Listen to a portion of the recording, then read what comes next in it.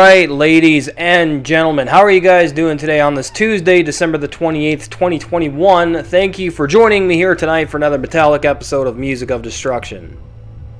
Bringing you guys the very best in metal-related content right here on YouTube on the only metal channel you guys are going to need. If you missed anything in the past week, click the eye in the upper right corner of the screen. I'd really appreciate it. Get caught up on all my latest videos. Everything you need is up there. If you want me to review anything, make suggestions in the comment section below. I will get to them eventually. No slam, deathcore, metalcore, modern tech death. I don't like the genres, so don't request them. Remember, subscribe and turn on that bell so you don't miss anything. You're looking at the hardest working metal channel on the platform. No one's going to give it to you as brutally honest, upfront, controversial, opinionated, and unfiltered as myself. I want to welcome you guys once again to Album Review Tuesdays here on the channel. Tonight we're going deep beneath the earth into the USA once again for a look at one of the best bands within the new wave of thrash metal, in my opinion, with Vektor-Outer Isolation. Now I do own the vinyl, but because it's got a green cover, I don't want to hold it up because I'm going to chroma key my background. But anyway, Outer Isolation was released in 2011 on Heavy Artillery Records. Now, Vektor formed back in 2002 and hail from Temple, Arizona, but have resurfaced in Philadelphia and Phoenix as well throughout the band's duration. The band had a hiatus in 2016 due to some internal issues that were occurring at the time, but they reunited in 2020 with David Disanto and original member Erik Nelson with 2 new members.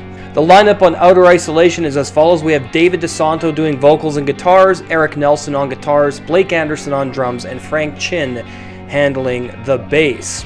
Alright, so let's get into it here, shall we? The album opens up with Cosmic Cortex, which is absolutely incredible. The clean guitar melodies that repeat with some awesome ambience in the background give a strong cosmic feeling of isolation and the vastness of infinite space. The riffing and drum work on this track convey being completely lost in deep space within a black hole surrounded by nothingness and solitary confusion. The vocals are black metal shrieks that really give the album a strong, cold vibration. The speed and technicality also lends itself to the atmosphere of technocratic societies and the machine apocalypse of the human race. This is how the track sounds, and in my opinion is an extremely powerful opener complete with blast beats, double bass work, and powerfully charged lead guitar work. The musicianship of this band is also unsurpassed by many who are pretenders to the throne in modern thrash metal. This is an absolute classic and one of the best on the album. Next up is Echoless Chamber, and the cosmic intensity continues to build and overflow into a wave of deep space sonic intensity. The instrumentation is super fast and intense, almost like traveling at light speeds all throughout the galaxy. The atmosphere on this one is also deep space lifelessness and cosmic wonder and bewilderment. It's also created by the vocal work and intense guitars that are happening on this track, with drums and bass where you can literally feel the emotions and theme of the record. It's definitely what it would be like to be isolated in the infinite cosmos, and this really shines throughout the album's nuances, peaks and valleys, and things of that nature. There's an extraterrestrial feel and atmosphere to the music itself as well, which lends itself to its inhuman atmosphere and songwriting. I believe this was one of the goals of the band and of course of this album as well, and it succeeds in this endeavor with spades. This is another amazing track. Next up is Dying World, and visions of a decayed ice-cold world of life emerges through the music and nuances and atmosphere. The riffing works well to convey this atmosphere, but that can be said about the entire record, especially with the instrumentation and vocal work. As mentioned previously, there is some black metal influence within the framework of Vektor's music, especially in the vocal department. The frenzy-driven, otherworldly riffing in this track really sends shivers down your spine, but it's also powerful and triumphant sounding at the same time. The combination of desolation of infinite space but high-energy, octane-driving riffs and blasting drum work give this album an uplifting atmosphere and overall feeling, which is rarely accomplished when you're exploring these types of lyrical themes and emotions. While the subject matter is dark and desolate, the music itself balances all this out with the bleakness still hanging thick in the air of the music. So let's listen to Dying World here on Music of Destruction. Enjoy.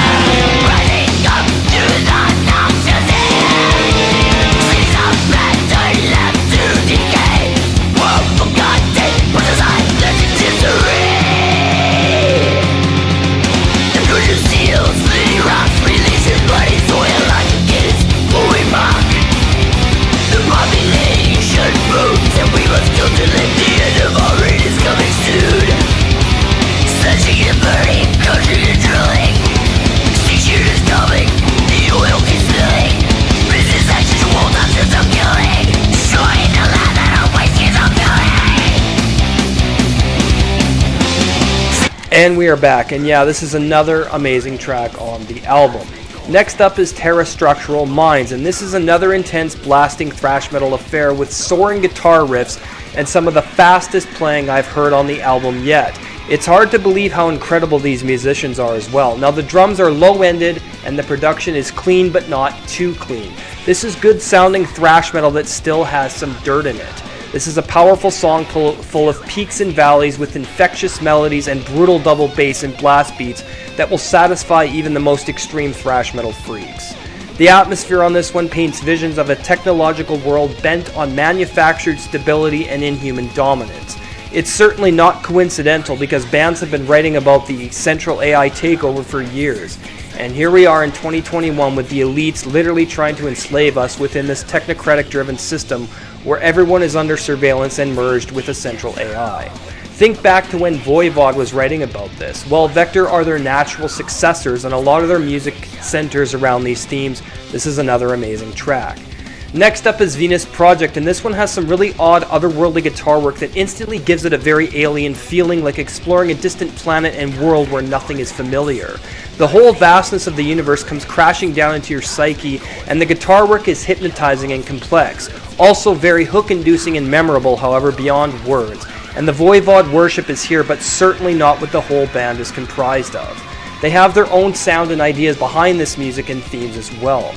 There's a great deal of emotional output on this record, as well as the intensity and anger proliferate and push themselves deep into your mind. They make you see and feel the themes and lyricism of the album, especially through the instrumentation. This is very epic sounding with a lot of tendencies towards fighting in a technological war and artificial intelligence with a deep space isolated atmosphere, and it works very well in this combination. Next up we have Dark Creation's Dead Creators, and like its namesake, that's what it sounds like for sure. Like a world inhabited by nothing but machines constantly at war with no human presence left, almost like the entire soul of the earth has been sucked out of it by mankind's greed. They're also obsessed with total control, but their creators have all turned on them, or creations have all turned on them, and annihilated them. And you know what? That's exactly what's in store for these mad scientists of the world, bent on domination and control. The band does an excellent job at conveying their frustration and intolerance for such a pathetic manufactured world, and it shows on this track a lot. This is a shorter track, and I'd have to say it's also the bleakest on the record, but it's also one of the most powerful and profound. Excellent track here as well. Next is Fast-Paced Society, which is another exercise of our obsession and panic-stricken lives, where we're in a constant state of stimuli and the need to fill dead time. There's something very anti-spiritual about this track and album as a whole, as it sounds as if the record was written by machines instead of humans. There's a very central AI presence to the album, but when I say anti-spiritual, I'm certainly not saying that the band holds these values, but that they wanted to create an album of the potential future and failure of humanity and their obsession with technology and control and the horrors of this fascination with so-called progression and advancement. All while forgoing what's really important as we experience life as a human being. This is a very well executed track with some of the best musicianship on the album that offers a lot of variety and never fails to keep you locked into its heaviness and atmosphere. This is an amazing track and one of my favorites on the record. Closing out the album is the title track, Outer Isolation, and this has to be one of the best closing tracks on the album I've heard and on a thrash metal record. It's fast, melodic, epic, and powerful with a very strong emphasis on isolation and cosmic abandonment. It shows on this track with extreme intensity in the atmosphere and ambience that the track opens with, as it carries you into its void of deep space wonder and cosmic confusion, all while keeping you entranced in its quest to amaze and confound you, with the musicianship lending to this factor. The nuances and variety create so many visions and lasting impressions on you, especially with repeated listens. This is an experience that will keep you coming back over and over again. Now this record is definitely a strong statement and not for the casual thrash metal fan that they simply won't understand. Thankfully, this isn't the same tired bullshit that Slayer fans think is so great. This is powerful, convicted, and wonderfully composed art that has a purpose and validity. Outer Isolation should be in any thrash metal diehards collection.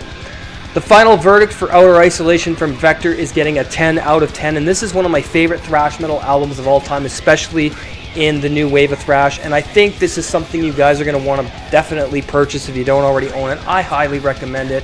My favorite Vektor release. Yeah, this is an absolute fucking monster of a record, guys.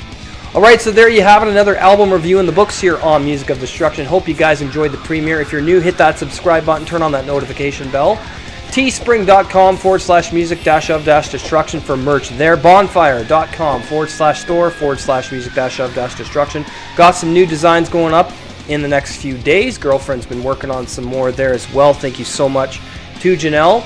Also, if you want to support through Patreon, you can go to patreon.com/music-of-destruction. The Seed episode 35, The History of Cryptopsy. My most recent episode is up there. My next episode will be out in about 1 month's time. Still got to figure out what I'm going to cover there.